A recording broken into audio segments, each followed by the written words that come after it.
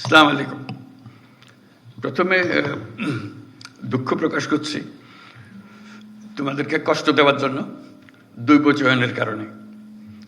এটা কেউ মনে করছে একটা হাসি ঠাট্টার বিষয়, আমাদেরকে ইচ্ছা করে কষ্ট দিয়েছে, কিংবা এরকম উদ্ভট কেন চিন্তা করলো, এটা কি ফয়দা হবে। আমাদের লক্ষ্য ছিল যে কোনো রকমের বায়াস যেন এটার মধ্যে না ঢোকে। অনেক সময় শত প্রচেষ্টা সত্ত্বেও বায়াস ঢুকে পড়ে নিজের উপরে যদি ছেড়ে দিই। কিন্তু দৈব চয়নটা এসছে যেন নিজেকে থেকে দূরে রেখে ফেলতে পারি। আমরা যে কজনই এটার সঙ্গে শরিক ছিলাম, তাদের কারো কোনো রকমের বায়াস এটার মধ্যে না ঢোকে, যাতে মুক্ত মনে যেখানে জায়গা হয়েছে, আমার নম্বর পড়েছে, সেখানে গেলাম, সেখানে আমি আমার কাজ করব। এটা অসুবিধা, ব্যক্তিগত অসুবিধা হয়। কোথায় গেছি পড়লাম, চিন্তা করি না কোনো দিন এখানে কাজ করতে হবে। আমরাও ভাবি না যে এর জায়গায় এখানে হবে, ওর জায়গায় এখানে হবে। কিন্তু একটা চ্যালেঞ্জ সৃষ্টি করে, শুরুতেই একটা চ্যালেঞ্জ। এই চ্যালেঞ্জটা নেবার জন্য মানসিক প্রস্তুতি দরকার। এটার ফলে আশা করি এই কষ্টের মধ্যেও সেই চ্যালেঞ্জটা গ্রহণ করার একটা মনোভাব তোমাদের মধ্যে জেগে উঠবে যে আমি এই চ্যালেঞ্জ গ্রহণ করলাম। তাহলে সব জিনিস পরিষ্কার হয়ে আসবে। আমরা নির্বাচনের কথা বলছি, যার উদ্দেশ্যে আমরা যাচ্ছি, এটার গুরুত্বটা আমাদের এখন বুঝতে হবে। নির্বাচন বলতেই আমরা অতীতের কিছু নির্বাচনের কথা মনে রাখি, মনে চট করে আসে। তোমরাও দেখেছ সেই নির্বাচনগুলো। কেউ প্রহসনের নির্বাচন বলে, প্রতারণার নির্বাচন বলে, তামাশার নির্বাচন বলে। এগুলো হলো তাদের বিশেষণ। সেখান থেকে আমাদের চলে যেতে হবে বহু উপরে। কাজে এই দূরত্বটুকু আমাদেরকে অতিক্রম করতে হবে, যে লোকে মনে যেন জানে এই পরিবর্তন সম্ভব এবং তোমাদের মাধ্যমেই সেই পরিবর্তন হবে।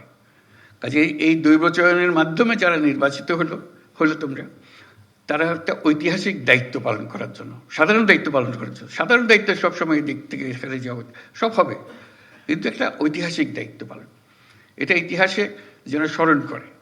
এখানে তোমরা অনেক কথা বলেছ, তার মধ্যে বাইরের যারা পরিদর্শন করবে, আসবে, পর্যবেক্ষণ দল আসবে, তারা আমাদের খুদ ধরার চেষ্টা করবে, আমাদের এটা হয় নাই, ওইটাই ভাবে হলে ভালো হতো বলবে।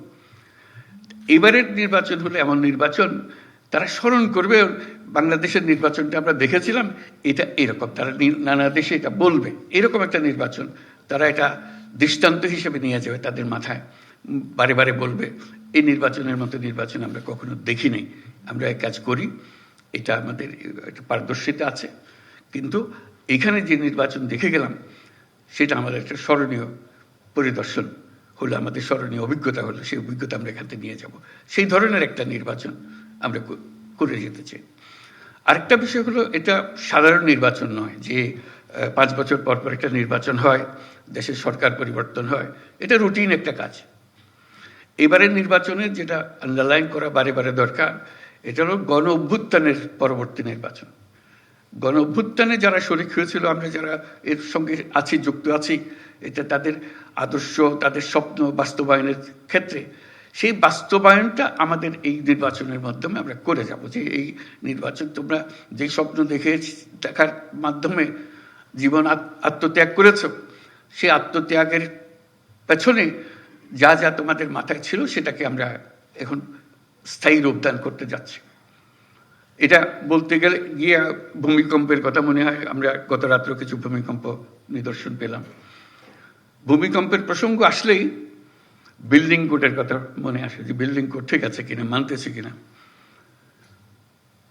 এই যে নির্বাচন এটা বিল্ডিং কোড তৈরি করার সুযোগ, যে আমাদের যে সমাজটা তৈরি হবে তার বিল্ডিং কোডটা কি হবে। যত বড় ঝাঁকুনি আসুক, এটাকে নাড়াতে পারবে না। এই নির্বাচন সেই নির্বাচন যেখানে বিল্ডিং কোড তৈরি হবে। যারা বিল্ডিং কোডটা তৈরি করবে, তাদের হাতে এই দায়িত্ব দেওয়ার জন্য। তার সঙ্গে যে গণভোট আসছে, এটা শুধু 5 বছরের নির্বাচন, সনাতন নির্বাচন তা না, এটার একটা বড় গুরুত্বপূর্ণ জিনিস হলো গণভোট। সেটা হলো বিল্ডিং কোড। এই বিল্ডিং কোডটা আমরা তৈরি করে দিয়ে যাব, যেটা শতবর্ষ ধরে এই দেশকে, এই জাতিকে সামনে এগিয়ে নিয়ে যাবে। কাজে এই দায়িত্ব, এই ঐতিহাসিক দায়িত্ব যে পেয়েছ, এটার জন্য আল্লাহর কাছে শুকরগুজারি করো, যে আমাদেরকে এই দায়িত্ব পালন করার সুযোগ দিয়েছে। আমরা সারা জীবনে যখন জীবনে কি করলাম সেটা বিচারে বসবো, এটার জন্য 1 নম্বরে আসে যে আমি এটাতে শরিক ছিলাম, এই বিল্ডিং কোড তৈরি করে দিয়ে এসছি বলে আজকে দেশটা আমরা পেয়েছি, আমাদের সন্তানদের কাছে এই দেশ অর্পণ করে যেতে পারছি। কাজে ওই ঐতিহাসিক ভূমিকাটার কথা স্মরণ করো। এই যে আজকে এই দায়িত্ব পেলে, এটার জন্য আল্লাহর কাছে শুকরগুজারি করবো আমরা সবাই, যে এই দায়িত্ব, ঐতিহাসিক দায়িত্ব পালনের সুযোগ আল্লাহ আমাদেরকে দিয়েছে। অন্য কেউ দিতে পারত, কিন্তু আমরা এই দৈবচয়নের মাধ্যমে আমরা এই সুযোগ পেয়েছি এবং এমন বিল্ডিং কোড তৈরি করে দিয়ে যাব যাতে এই জাতি কোনোদিন আর হেলতে না পারে, তুলতে না পারে, শক্ত মজবুতভাবে থেকে যাবে। সেটাই হলো আমাদের চ্যালেঞ্জ এই নির্বাচনের মধ্যে যেটা আছে, আমরা যেটা করতে চাচ্ছি। 5 বছরের নির্বাচন, সনাতন নির্বাচন, সেটা হচ্ছে একটা ভিন্ন নির্বাচন। আর তার সঙ্গে আছে শতবর্ষের নির্বাচন, ওই যে বিল্ডিং কোডের কথাটা বললাম। এই দুটো একত্রে এটার মাহাত্ম্য, এটার গুরুত্ব অনেক অনেক বেশি। সেই জিনিসগুলো ধরে রাখা, কিভাবে আমরা করব, সেই জিনিসগুলো বুঝের মধ্যে নিয়ে আসা, যে আমরা গণ-অভ্যুত্থানের স্বপ্ন বাস্তবায়নে আছি। এভাবে আমি বলেছি যে এটা আমাদের ধাত্রীর কাজ করতে হচ্ছে, তাই নতুন বাংলাদেশ জন্ম লাভ করবে এই নির্বাচনের মাধ্যমে। এই নির্বাচন আমাদেরকে নতুন বাংলাদেশের দরজা খুলে দেবে।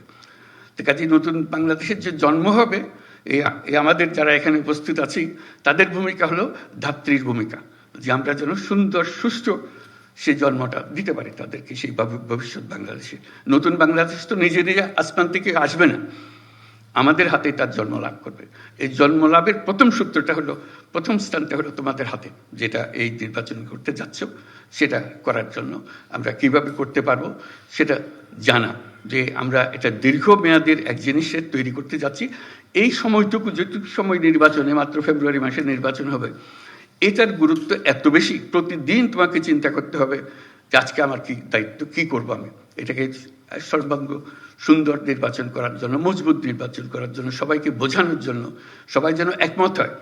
এটা তাকে জোর করে করানোর বিষয়ে আমরা যাব না। আমরা বলছি সবাই একমত হয়ে, একত্র হয়ে আমরা করব, দলমত নির্বিশেষে সবাই একমত হবে যে আমরা একটা নতুন নির্বাচন, নতুন বাংলাদেশ গড়ার জন্য আমরা আজকে তার জন্ম দেওয়ার মুহূর্তে এসেছি, সেই জন্মটা লাভ করবে। আগে একটা স্বপ্ন দেখেছিল গণ-অভ্যুত্থানের মাধ্যমে, আজকে বাস্তবের পথের মধ্যে আমরা তাকে উঠিয়ে দিচ্ছি। সেই নির্বাচনের মাধ্যমে আমরা যেন অগ্রসর হতে পারি, যেন দেখতে পারি কি আছে। স্বপ্নের মধ্যে যা যা ছিল আমরা সেটা করতে থাকবো। তার মধ্যে বিভিন্ন বিভাগ থেকে আমরা এসেছি, বিভিন্ন জেলার থেকে, এটা তার মধ্যে একটা প্রতিযোগিতাও যেন হয়। আমি বারে বারে স্বরাষ্ট্র মন্ত্রণালয়কে বলছি, শুধু দিয়ে দিলাম কাজে তা না, তার মধ্যে একটা আনন্দ থাকতে হবে, চ্যালেঞ্জ থাকতে হবে। সেই চ্যালেঞ্জ হলো যে কে প্রথম হলো, বিভাগে কে প্রথম হলো, 1 নম্বর কে হলো, 2 নম্বর কে হলো। এটা হাসি ঠাট্টার বিষয়, কিন্তু সিরিয়াস বিষয়। দেখলাম যে আমি 1 নম্বর হয়েছি, একটা তালিকা প্রকাশ করা। প্রতি মাসেও তালিকা প্রস্তুত করতে পারি, একবারই শেষ করে তালিকা, এবং সবাইকে জানান দেওয়া, এই 1 নম্বর, 2 নম্বর, এই 8 নম্বরে, এই 5 নম্বরে, এই 7 নম্বরে দেখা। কেন আমি পিছিয়ে পড়ে গেলাম, ব্যাখ্যা চাই, ব্যাখ্যা দেবে। তারপরে আমার উৎসাহ জাগবে, আমি ওদের ডিঙিয়ে যাব। কারণ এই ঐতিহাসিক মুহূর্তগুলোকে ছাড়া যাবে না। ঐতিহাসিক মুহূর্তগুলোকে চ্যালেঞ্জের মধ্যে নিয়ে আসতে হবে, যে আমরা প্রতিযোগিতামূলকভাবে আমরা করে যাচ্ছি। আমরা সবাই মিলে, আমরা একটা, আমাদের রাষ্ট্র আমাদেরকে দায়িত্ব দিয়েছে এই বিল্ডিং কোড তৈরি করে দেওয়ার জন্য, মজবুত করে ওটা ইঞ্জিনিয়ার ডিজাইন করে দিয়েছে, ওখানে আমাদেরকে ঢালাই করতে হবে, এটাকে ঢালাই করে তৈরি করতে হবে সেই জিনিসটা। সেই কাজটা আমাদের হাতে দিয়েছে, আমরা এটা করে যাব।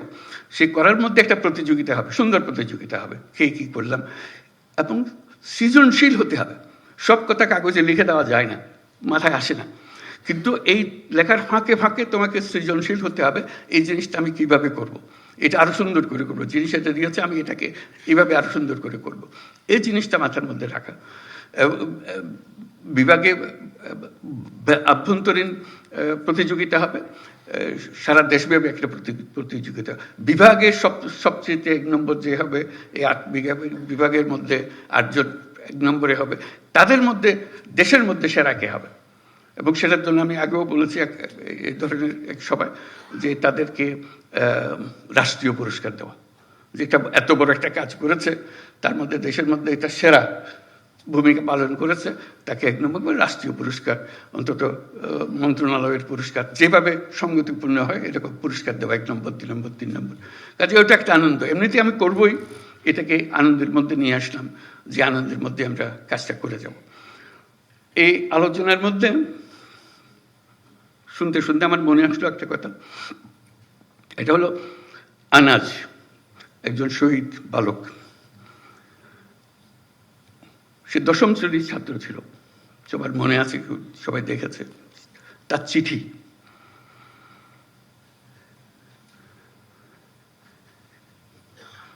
সে মিছিলে যোগদান করবে,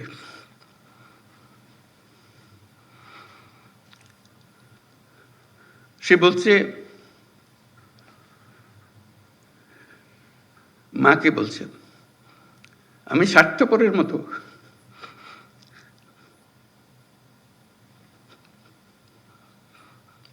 বসে থাকতে পারবো না, আমাকে মাফ করে দিও,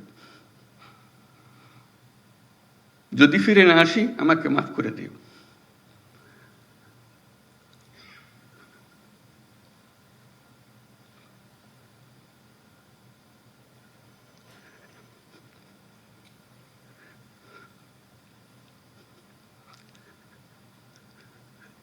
সে আনাজের বক্তব্য আমাদের কর্তব্য ঠিক করে দিয়ে গেছে।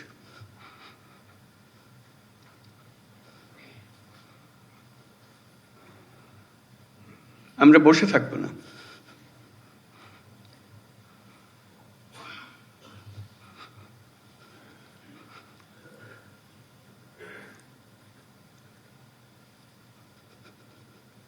তার দায়িত্ব, সে যে দায়িত্ব আমাদেরকে দিয়ে গেছে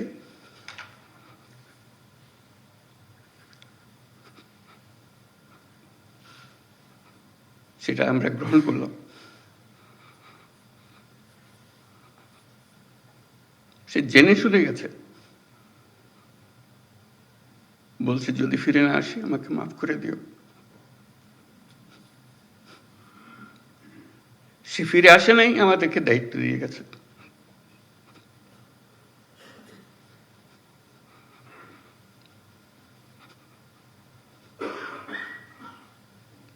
সেই কাপুরুষের মতো বসে থাকতে চাইনি, আমরাও কাপুরুষের মতো বসে থাকতে চাই, আমরা তার স্বপ্ন বাস্তবায়ন করতে চাই, এটি আমাদের দায়িত্ব। আমরা যা বর্তমানে করি তার চেয়ে বহুগুণে বেশি করতে পারি, আমাদের সেই সক্ষমতা আছে। মাত্র 3 মাসের জন্য সেই ক্ষমতাটা ব্যবহার করব। আমি সারা জীবনের কথা বলছি না, আসলে আমি বড় দায়িত্ব।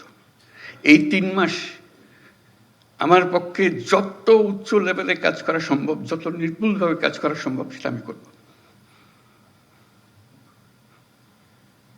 আনাজের যে স্বপ্ন, সে স্বপ্নে যদি কিছুটা আমাকে দিয়ে হয় আমি সেটা পালন করব। আমার মনে হয় তোমাদের কর্মস্থলে যাবার আগে সবাইকে আনাজের চিঠিটা যেন সঙ্গে দেয়, নিয়ে যাও, তোমার ঘরে টাঙিয়ে রাখো, তাহলে আমার এত কথা বলার দরকার হবে না। সেটাই নির্ধারণ করে দেবে আমাদের দায়িত্বটা কি।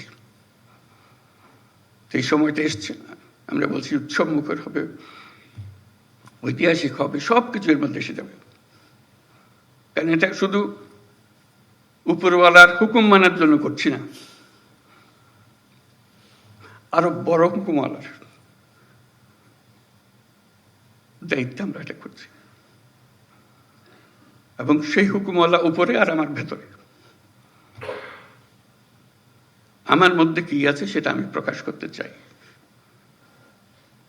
আনাজ যেরকম প্রকাশ করে গেছে, তো সেই দায়িত্ব নিয়ে আমরা আজকে কর্মক্ষেত্রে যাব এবং যে স্বপ্ন আমরা দেশের নাগরিক হিসেবে সবাই দেখি সেটা বাস্তবায়নের জন্য যে বিল্ডিং স্ট্রাকচার যেটা তৈরি করে দিতে হবে সেটার দায়িত্ব আমরা পেয়েছি। স্ট্রাকচার আমরা এমনভাবে মজবুত করে করব শত বছর ওটা হেলবে না, তুলবে না। আমরা শেষ বয়সে স্মরণ করবো এই কাজটা আমরা করেছিলাম। অতীতের দিকে যখন তাকাবো, গর্ব করে তাকাবো। আমরা গণ অভ্যুত্থানে শহীদ হই নাই, আমরা তাদের সমর্থন দিয়েছি, দূরে থেকে দিয়েছি, কাছে থেকে দিয়েছি, নিমরাজি হয়ে দেখেছি, বহুল উৎসাহ সহকারে দিয়েছি, কিন্তু তাদের মতো প্রাণ দিতে পারি নাই। আজকে আমরা আমাদের যে প্রাণ আছে সেটাকে আমরা এই 3 মাসের সময়টুকুর জন্য অন্তত চিন্তা করব। এটা সরকারি চাকরির জন্য করছি না, নাগরিক হিসেবে, দেশের একজন যোদ্ধা হিসেবে আমি এই কাজটা করছি। সবাইকে ধন্যবাদ।